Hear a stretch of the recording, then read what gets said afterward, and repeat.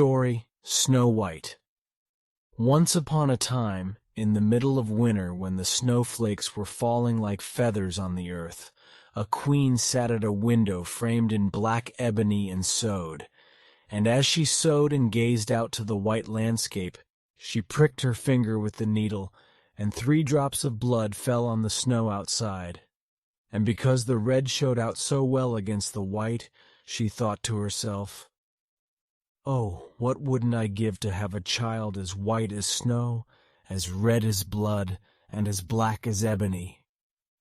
And her wish was granted, for not long after a little daughter was born to her, with a skin as white as snow, lips and cheeks as red as blood, and hair as black as ebony. They called her Snow White, and not long after her birth, the queen died. After a year, the king married again. His new wife was a beautiful woman, but so proud and overbearing that she couldn't stand any rival to her beauty. She possessed a magic mirror, and when she used to stand before it gazing at her own reflection and ask, "Mirror, mirror, hanging there, who in all the land's most fair?" it always replied, "You are most fair, my lady queen. None fairer in the land, I ween." Then she was quite happy, for she knew the mirror always spoke the truth. But Snow White was growing prettier and prettier every day, and when she was 7 years old she was as beautiful as she could be, and fairer even than the queen herself. One day when the latter asked her mirror the usual question, it replied, "My lady queen, you are fair, 'tis true, but Snow White is fairer far than you." Then the queen flew into the most awful passion, and turned every shade of green in her jealousy. From this hour she hated poor Snow White like poison, and every day her envy, hatred, and malice grew, for envy and jealousy are like evil weeds which spring up and choke the heart. At last she could endure Snow White's presence no longer, and calling a huntsman to her, she said, "Take the child out into the wood, and never let me see her face again. You must kill her, and bring me back her lungs and liver, that I may know for certain she is dead." The huntsman did as he was told, and led Snow White out into the wood. But as he was in the act of drawing out his knife to slay her, she began to cry and said, "Oh, dear huntsman, spare my life, and I will promise to fly forth into the wide wood, and never to return home again." And because she was so young and pretty, the huntsman had pity on her and said, "Well, run along, poor child." For he thought to himself, "The wild beasts will soon eat her up." And his heart felt lighter, because he hadn't had to do the deed himself. And as he turned away, a young boar came running past, so he shot it, and brought its lungs and liver home to the queen as a proof that Snow White was really dead. And the wicked woman had them stewed in salt, and ate them up, thinking she had made an end of Snow White forever. Now when the poor child found herself alone in the big wood, the very trees around her seemed to assume strange shapes, and she felt so frightened she didn't know what to do. Then she began to run over the sharp stones, and through the bramble bushes, and the wild beasts ran past her, but they did her no harm. She ran as far as her legs would carry her, and as evening approached, she saw a little house, and she stepped inside to rest. Everything was very small in the little house, but cleaner and neater than anything you can imagine. In the middle of the room there stood a little table, covered with a white tablecloth, and 7 little plates and forks and spoons and knives and tumblers. Side by side against the wall there were 7 little beds, covered with snow-white counterpanes. Snow White felt so hungry and so thirsty that she ate a bit of bread and a little porridge from each plate, and drank a drop of wine out of each tumbler. Then, feeling tired and sleepy, she lay down on one of the beds. But it wasn't comfortable. Then she tried all the others in turn, but one was too long, and another too short, and it was only when she got to the 7th that she found one to suit her exactly. So she lay down upon it, said her prayers like a good child, and fell fast asleep. When it got quite dark, the masters of the little house returned. They were 7 dwarfs who worked in the mines, right down deep in the heart of the mountain. They lighted their 7 little lamps, and as soon as their eyes got accustomed to the glare, they saw that someone had been in the room, for all was not in the same order as they had left it. The first said, "Who's been sitting on my little chair?" The second said, "Who's been eating my little loaf?" The third said, "Who's been tasting my porridge?" The fourth said, "Who's been eating out of my little plate?" The fifth said, "Who's been using my little fork?" The sixth said, "Who's been cutting with my little knife?"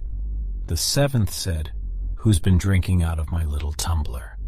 Then the first dwarf looked round and saw a little hollow in his bed, and he asked again, "Who's been lying on my bed?"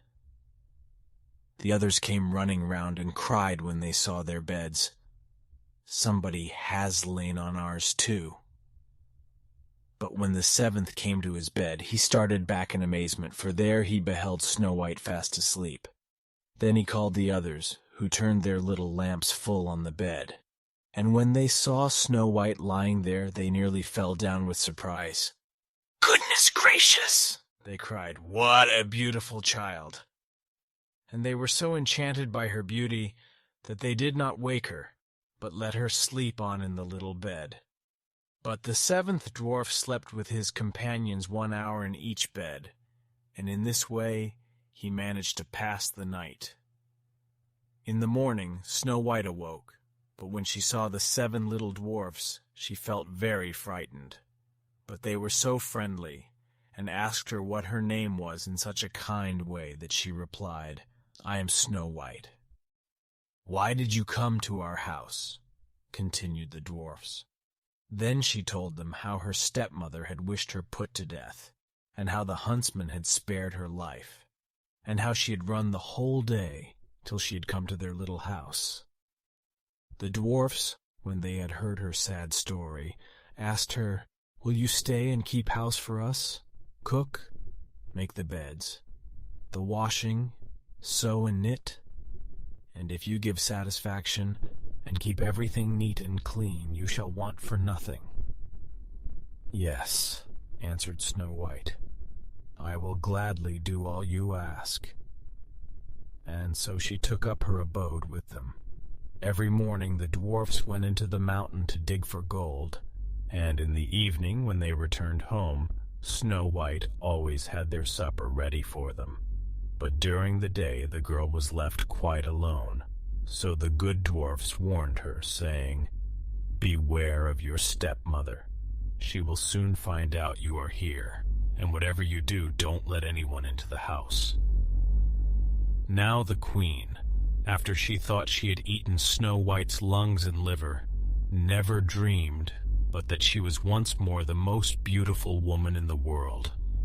So stepping before her mirror one day, she said, "Mirror, mirror, hanging there, who in all the land's most fair?" And the mirror replied, "My lady queen, you are fair, 'tis true, but Snow White is fairer far than you. Snow White, who dwells with the 7 little men, is as fair as you, as fair again."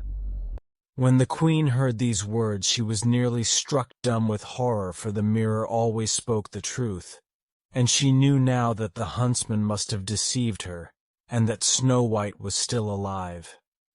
She pondered day and night how she might destroy her, for as long as she felt she had a rival in the land, her jealous heart left her no rest. At last she hit upon a plan.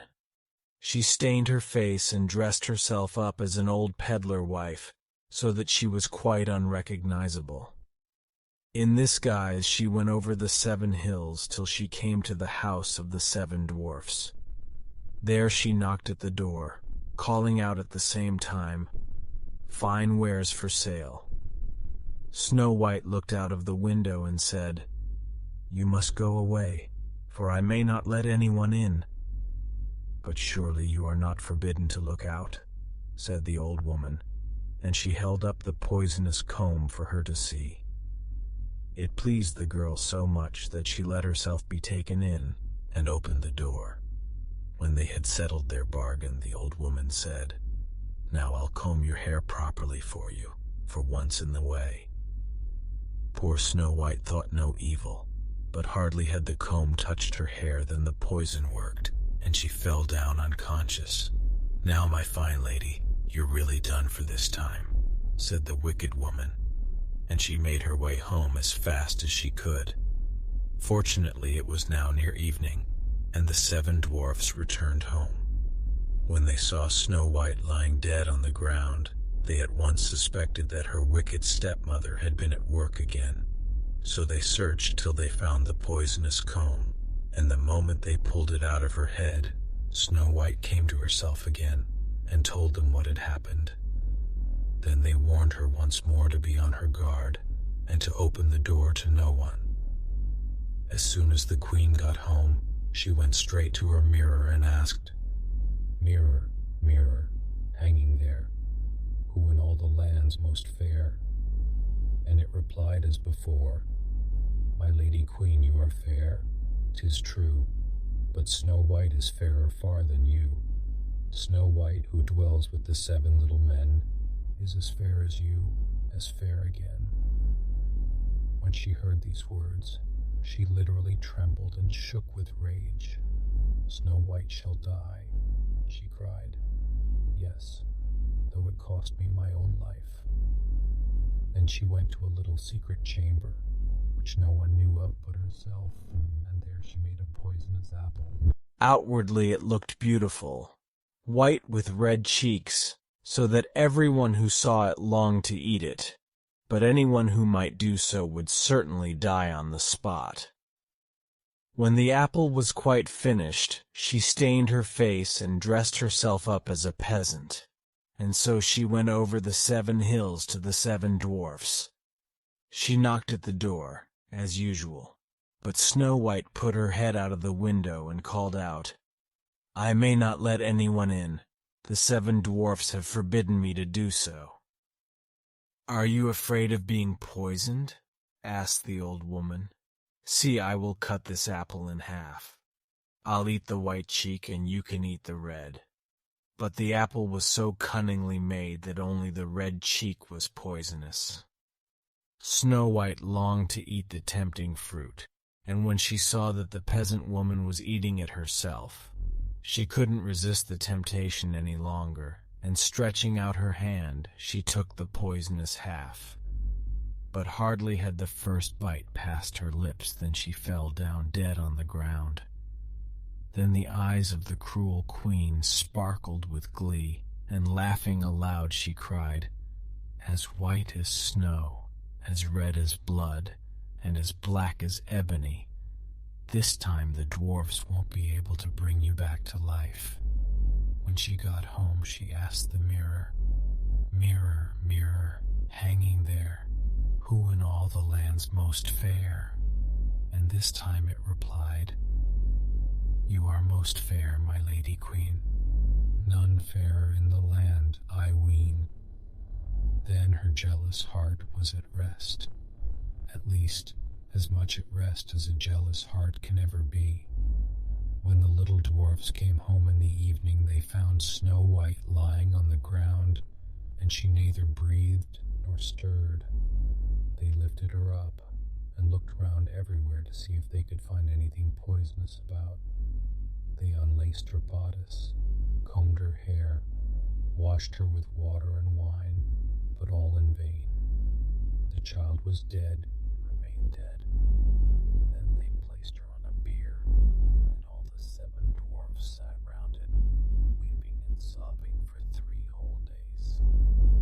At last they made up their minds to bury her, but she looked as blooming as a living being, and her cheeks were still such a lovely color that they said, "We can't hide her away in the black ground."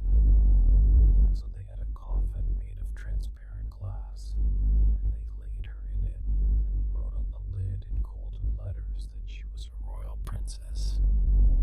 Then they put the coffin on the top of the mountain, and one of the dwarfs always remained beside it and kept watch over it. And the very birds of the air came and bewailed Snow White's death. First an owl, and then a raven, and last of all a little dove. Snow White lay a long time in the coffin, and she always looked the same, just as if she were fast asleep, and she remained as white as snow, as red as blood, and her hair as black as ebony. Now it happened one day that a prince came to the wood and passed by the dwarf's house. He saw the coffin on the hill, with the beautiful Snow White inside it, and when he had read what was written on it in golden letters, he said to the dwarf, "Give me the coffin. I'll give you whatever you like for it."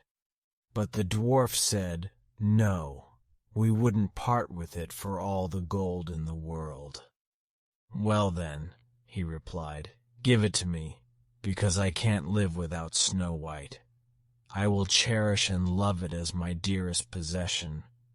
He spoke so sadly that the good dwarfs had pity on him, and gave him the coffin, and the prince made his servants bear it away on their shoulders. Now it happened that as they were going down the hill, they stumbled over a bush, and jolted the coffin so violently that the poisonous bit of apple Snow White had swallowed fell out of her throat. She gradually opened her eyes, lifted up the lid of the coffin, and sat up alive and well. "Oh dear me, where am I?" she cried. The prince answered joyfully, "You are with me."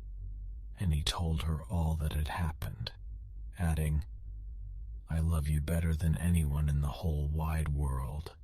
Will you come with me to my father's palace and be my wife?" Snow White consented and went with him, and the marriage was celebrated with great pomp and splendor. Now Snow White's wicked stepmother was one of the guests invited to the wedding feast. When she had dressed herself very gorgeously for the occasion, she went to the mirror and said, "Mirror, mirror, hanging there, who in all the land's most fair?" And the mirror answered, "But Snow White is fairer far than you." When the wicked woman heard these words, she uttered a curse and was beside herself with rage and mortification. At first she didn't want to go to the wedding at all, but at the same time she felt she would never be happy till she had seen the young queen. As she entered, Snow White recognized her and nearly fainted with fear. But red-hot iron shoes had been prepared for the wicked old queen, and she was made to get into them and dance till she fell down dead. Thanks for watching.